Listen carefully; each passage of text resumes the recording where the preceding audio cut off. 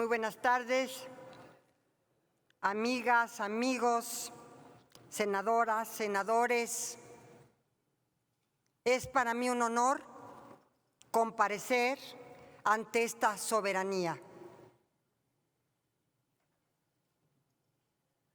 Me recibieron hace unos momentos y me dijeron bienvenida a su casa.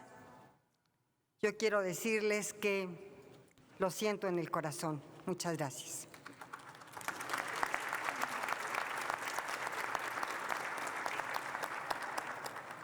Hoy se cumplen 5 años de la desaparición de los 43 jóvenes estudiantes de la Normal Rural de Ayotzinapa. A nombre del Gobierno de México, refrendo ante ustedes, desde esta tribuna, nuestro compromiso para esclarecer los hechos ocurridos hoy hace 5 años, para que así los padres y familiares de los 43 jóvenes puedan conocer lo que realmente ocurrió, para poner a los responsables de esos hechos a disposición de la justicia y para que nunca más ocurra en nuestra patria un crimen como ese. Por ese compromiso es que empiezo esta comparecencia, dando cuenta ante esta soberanía de las acciones más importantes que desde la Secretaría de Gobernación hemos emprendido en cumplimiento de las instrucciones del señor Presidente de la República, Andrés Manuel López Obrador. El 3 de diciembre del 2018, el primer decreto firmado por el presidente de México a menos de 72 horas de haber asumido el cargo fue la creación de la Comisión para el caso Ayotzinapa, misma que se instaló pocos días después y desde entonces, bajo la coordinación del señor subsecretario Alejandro Encinas, ha realizado múltiples diligencias, tareas, entrevistas a fin de reencauzar la investigación. Hoy por la mañana, en la conferencia del presidente López Obrador, a nombre de la comisión que encabeza, el señor subsecretario Encinas presentó un informe de las actuaciones realizadas y reafirmó nuestra determinación de reponer en todo lo que sea necesario las investigaciones, reconsiderando y evaluando pruebas ya presentadas, otras recién obtenidas, testimonios anteriores y nuevos, para que así, en un plazo razonable, podamos esclarecer lo que realmente ocurrió y rendir a los familiares y a la sociedad entera un reporte de resultados fidedigno, veraz y apegado a la ley. En las siguientes semanas, la comisión desarrollará las acciones y cumplirá las tareas que el subsecretario Encinas informó en Palacio Nacional hace unas horas. Señoras, señores senadores, aún no se cumple un año del ejercicio del actual gobierno y, sin embargo, las acciones realizadas por todas las dependencias de la Administración Pública Federal son múltiples e importantes en los más variados ámbitos. El presidente sabe que es difícil lograr que las dependencias gubernamentales se muevan con la agilidad que las demandas sociales exigen. Por eso, ha utilizado la analogía de un elefante reumático al que es necesario mover y que lo haga en la dirección correcta.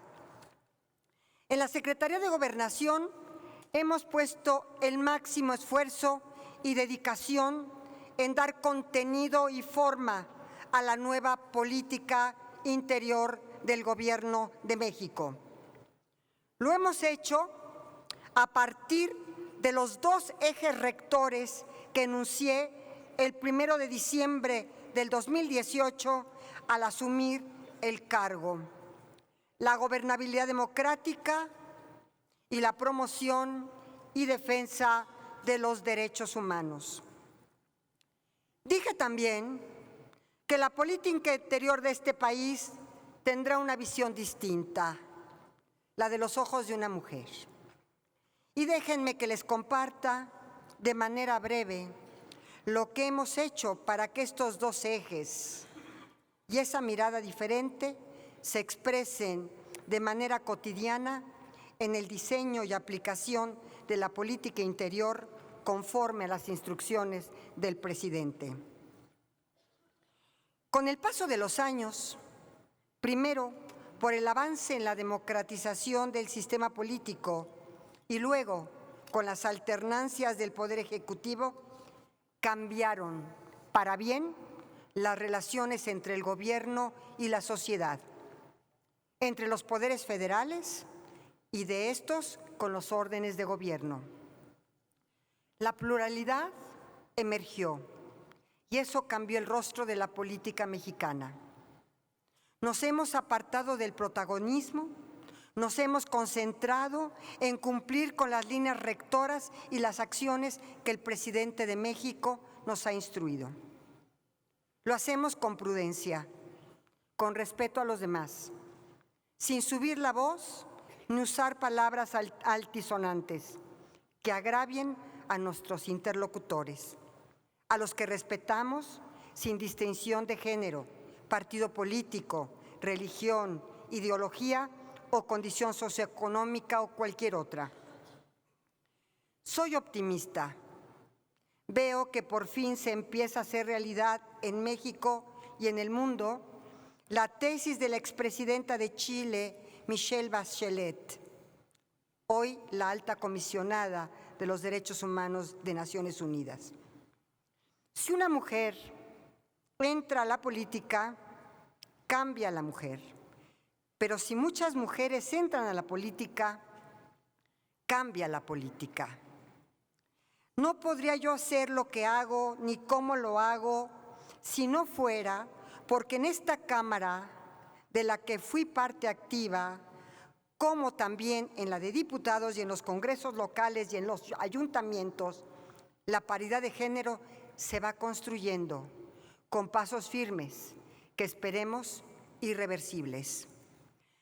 A ese avance vino a sumarse la decisión del presidente López Obrador al integrar de manera paritaria su gabinete legal y que es ahora norma de la Constitución gracias a una reforma que tuvo a esta legislatura del Senado como protagonista principal.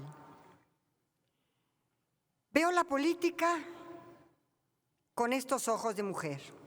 Por eso hoy me comprometo con nuestras causas. Promuevo nuestros derechos, escucho las demandas y nuestro esfuerzo va encaminado a dar respuesta a sus reclamos. No solo porque por primera vez en nuestra historia una mujer, su servidora y amiga, despacha en la oficina principal del Palacio de Cobián, sino sobre todo por mi compromiso desde hace muchos años, desde que yo era una joven estudiante universitaria que marchó por las calles de la Ciudad de México en 1968.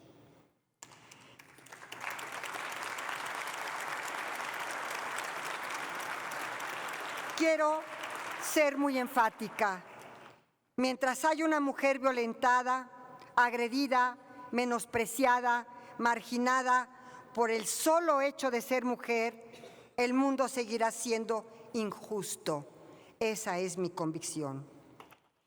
Quiero que a la calidad de lo que hacemos en gobernación agreguemos la calidez con la que tratamos a todas y a todos. Durante el periodo del que doy cuenta, en el marco de la glosa del informe del presidente Andrés Manuel López Obrador, ante esta soberanía, la secretaria de Gobernación experimentó un profundo cambio motivado por la creación de la Secretaría de Seguridad y Protección Ciudadana, por la reforma aprobada por el Honorable Congreso de la Unión. Las facultades en materia de seguridad pública, seguridad nacional y protección civil fueron depositadas en una nueva secretaría.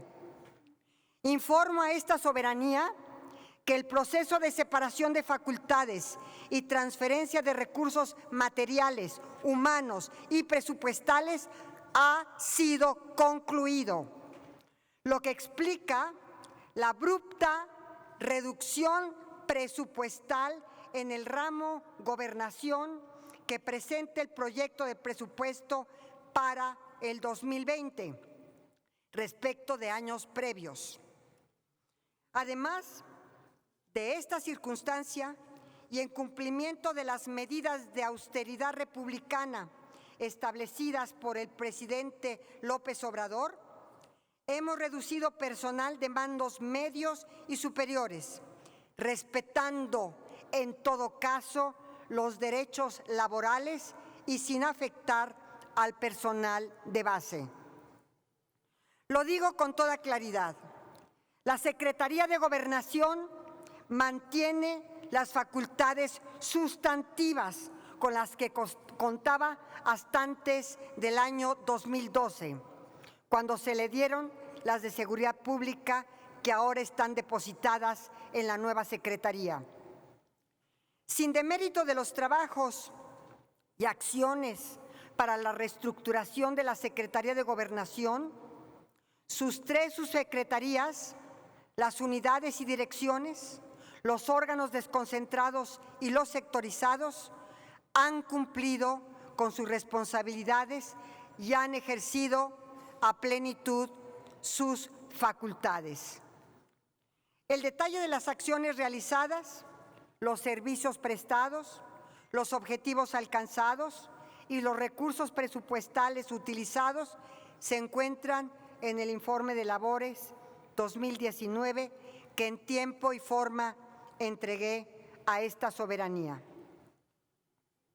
Señoras y señores senadores, en el periodo que rindo cuentas, la Secretaría a mi cargo ha mantenido una intensa relación con las dos cámaras del Congreso de la Unión, siempre con respeto a sus facultades constitucionales y sin interferir en su vida interna.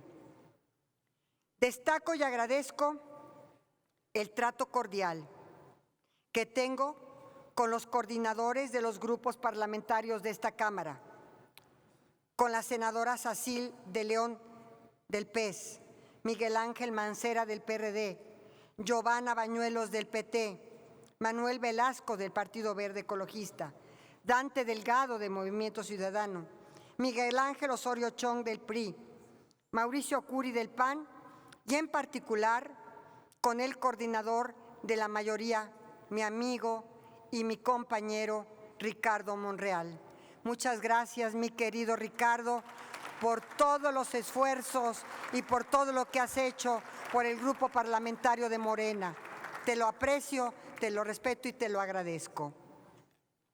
Reconozco también el trabajo de la mesa directiva que bajo la presidencia del senador Martí Batres condujo las relaciones institucionales de esta Cámara con el Ejecutivo Federal y especialmente con la Secretaría de Gobernación durante el primer año de ejercicio de la presente legislatura.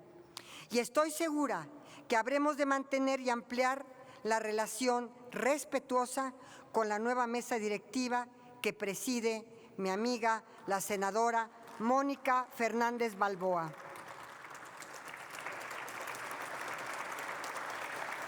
A los integrantes de la mesa directiva, mi más sentido aprecio. En el lapso del que se informa, fueron varias las reformas aprobadas a la Constitución y a muy diversas leyes. Cada una de ellas es un aporte al fortalecimiento de nuestro marco jurídico e institucional. Destaco la aprobación por unanimidad tanto en el Congreso de la Unión como en las 32 legislaturas locales de la reforma que da lugar a la creación de la Guardia Nacional. El papel que el Senado de la República cumplió en esa reforma resultó definitorio para que la nueva institución policial inicie sus operaciones y despliegue con la legitimidad que le otorga el aval obtenido por el órgano reformador de la Constitución. El federalismo es un componente esencial de la gobernabilidad democrática. En los meses que comprende la gestión de la que se rinde cuenta, hemos mantenido con la gobernadora, con la jefa de gobierno de la ciudad y los 30 gobernadores una relación de respeto y de colaboración. Por cierto, es mi esperanza que en el 2021 se acreciente el número de mujeres gobernadoras. En eso hay una asignatura pendiente.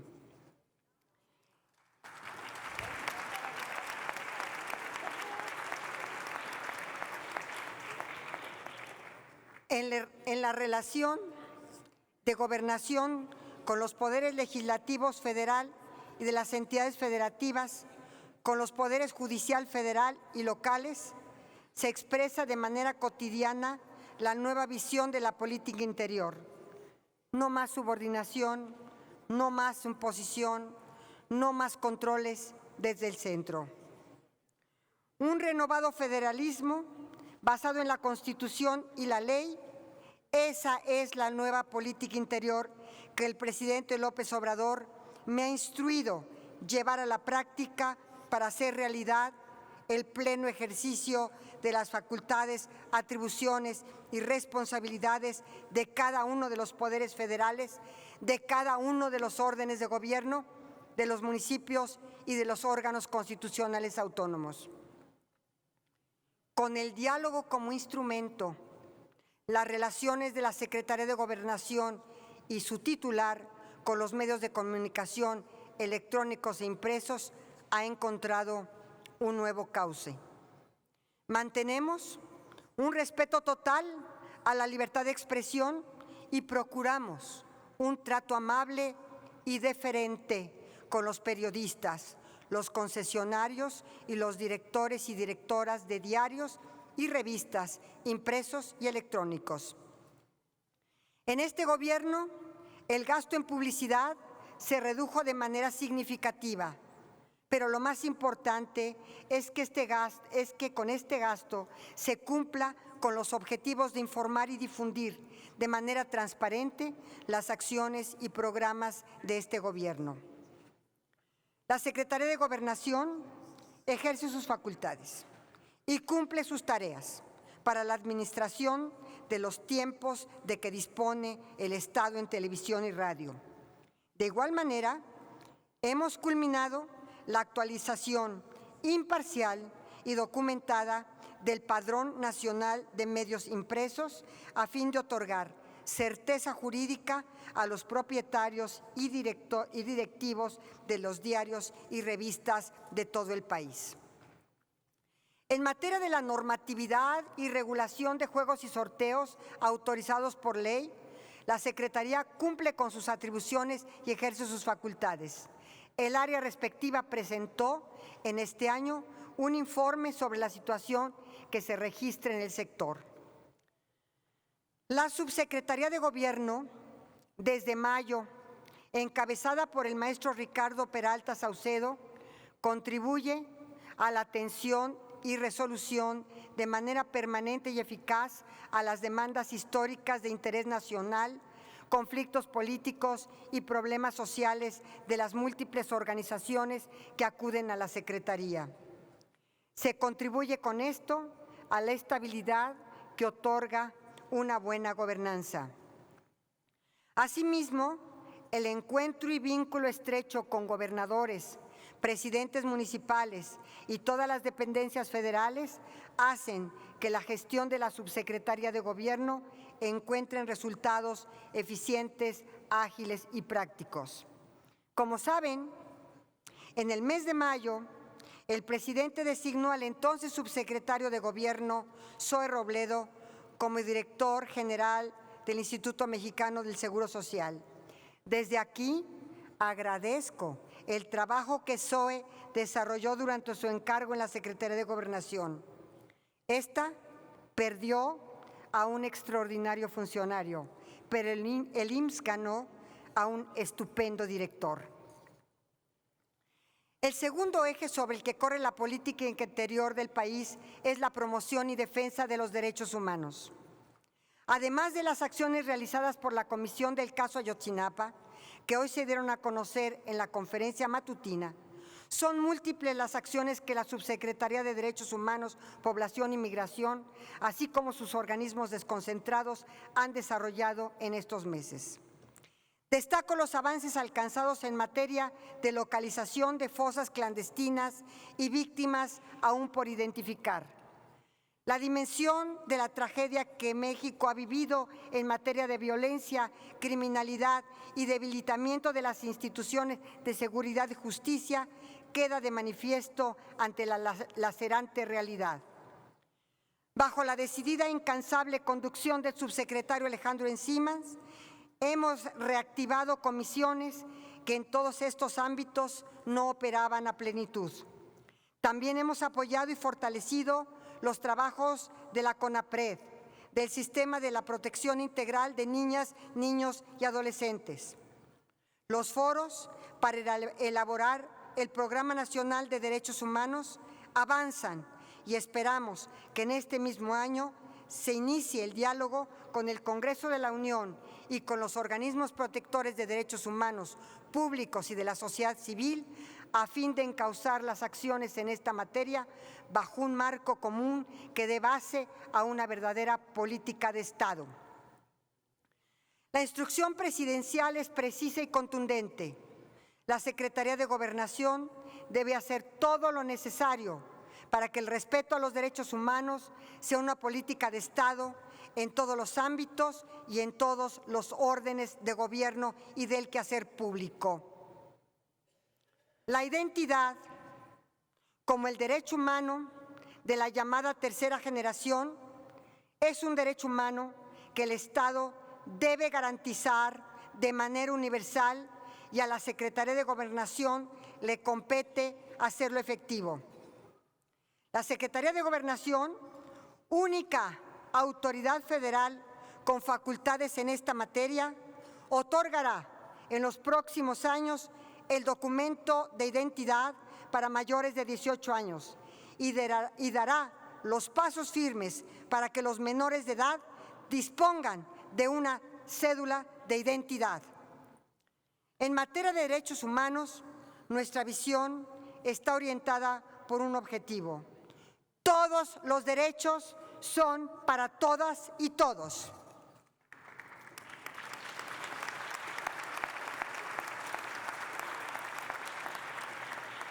Amigas y amigos, senadoras y senadores, la política migratoria ha enfrentado en este año una coyuntura crítica, motivada por el incremento del flujo de migrantes provenientes de los países del Triángulo Norte de Centroamérica, Honduras, Guatemala y El Salvador. Vimos un notorio aumento en el flujo y un cambio en su composición demográfica. Más mujeres y más menores de edad, llegando estos a significar alrededor del 40% del total. En el periodo comprendido de enero a junio de este año, se estima que pasaron por México para llegar a la frontera norte y cruzar hacia los Estados Unidos más de 500,000 de centroamericanos y en menor medida de otras nacionalidades.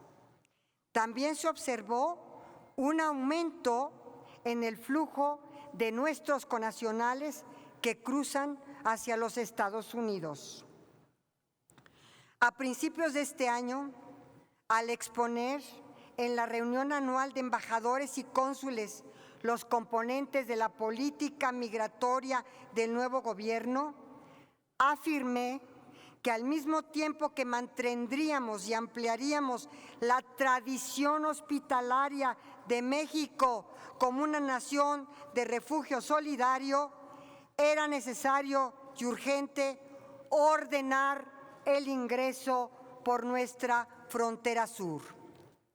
Dije entonces, y cito textual, vamos a instrumentar en el más breve plazo posible las acciones que permitan el acceso ordenado y seguro por nuestros puntos de acceso legal, controlado en nuestra frontera sur, como paso indispensable para brindar a los migrantes centroamericanos protección a sus derechos humanos y a los que así lo decidan libremente, facilidades para una estancia segura y digna en nuestro territorio, conforme a los programas y acciones que al respecto instrumente el Gobierno de México.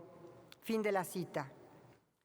En enero de este año, la Casa Blanca anunció la unilateral decisión de aplicar la sección 235 de la ley de ese país en materia de migración, dando lugar al protocolo de devolución de migrantes a México, conocido como en Estados Unidos Remain in Mexico.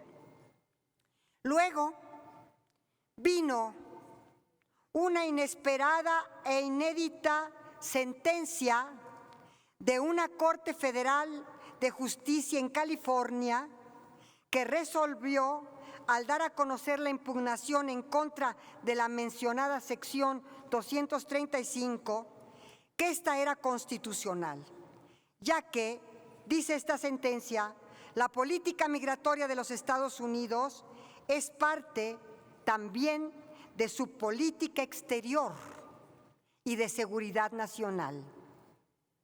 Este argumento nunca lo había tomado en consideración una corte en los Estados Unidos. Esta es la primera sentencia que reconoce que la política migratoria es una política doméstica, pero también es una política exterior. Tuvimos que responder a estas circunstancias, pero lo afirmo categóricamente: las líneas centrales de la política migratoria expuestas por mí en enero de este año siguen siendo válidas. Hubo, eso es cierto, necesidad de atender una coyuntura crítica agravada por las amenazas de imponer a México un incremento progresivo de aranceles por un fenómeno que no es de nuestra responsabilidad, pero estamos convencidos de ser parte de la solución. Quiero ser muy clara en este asunto. La política migratoria es y seguirá siendo parte de la política interior a cargo de la Secretaría de Gobernación, que es y sigue siendo la dependencia del Ejecutivo Federal a la que la ley le otorga las facultades en materia de migración. La ley no ha cambiado, ni va a cambiar. El Instituto Nacional de Migración está y seguirá estando sectorizado en la Secretaría de Gobernación. Saludo aquí la presencia en este recinto de su comisionado, mi amigo Francisco Garduño. La coordinación de acciones a través de un grupo de trabajo o de una comisión intersecretarial es la respuesta del Gobierno de México ante una coyuntura singular. La coordinación entre las Secretarías de Gobernación y la de Relaciones Exteriores, entre sus titulares y sus funcionarios, es permanente y es cordial. Hago referencia Hago referencia también al extraordinario trabajo que la Subsecretaría de Desarrollo Democrático, Participación Social y Asuntos Religiosos, que encabeza Diana Álvarez Maure, viene desarrollando en los ámbitos de su competencia. En particular, en la consulta a las comunidades ubicadas en territorios en los que se realizan obras de infraestructura público-privada, manteniendo el diálogo permanente con pueblos originarios y organizaciones de la sociedad civil para la atención de las demandas sociales. La instrucción y el compromiso del presidente López Obrador es fortalecer la democracia participativa con los nuevos instrumentos de participación ciudadana que está utilizando la subsecretaria, en particular para escuchar la voz de los pueblos originarios a los que por siglos se ha negado el derecho a expresarse. La democracia participativa tiene entre sus objetivos hacer que cada comunidad, cada pueblo originario, cada organización civil haga suyo los proyectos de inversión y obras públicas del gobierno y que vean reflejados en sus casas los beneficios que derivan del desarrollo regional sustentable, que es detonador del progreso social. Por instrucciones presidenciales, la subsecretaria Diana Álvarez está a cargo de la atención a los problemas y conflictos sociales que han afectado la construcción o entrada en operación de varios gasoductos y sigue atendiendo temas como el de la termoeléctrica de Huesca, las consultas a comunidades indígenas por las que pasará el tren interoceánico y en el Istmo de Tehuantepec y otros de igual importancia siguen también siendo de su atención. Termino con una referencia breve, pero directa, y espero muy clara, a la relación entre el Estado y las iglesias. El carácter laico del Estado mexicano y la separación entre este y las iglesias son producto de nuestra historia y uno de los legados del mejor presidente que ha tenido México, Benito Juárez.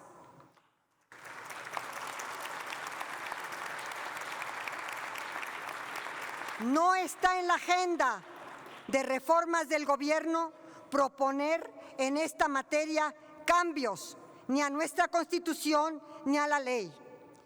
Al dar respuesta a sus preguntas, señoras y señores senadores, tendré oportunidad de presentar o de ampliar lo antes informado. Les reitero mi consideración, respeto y aprecio. Muchas gracias.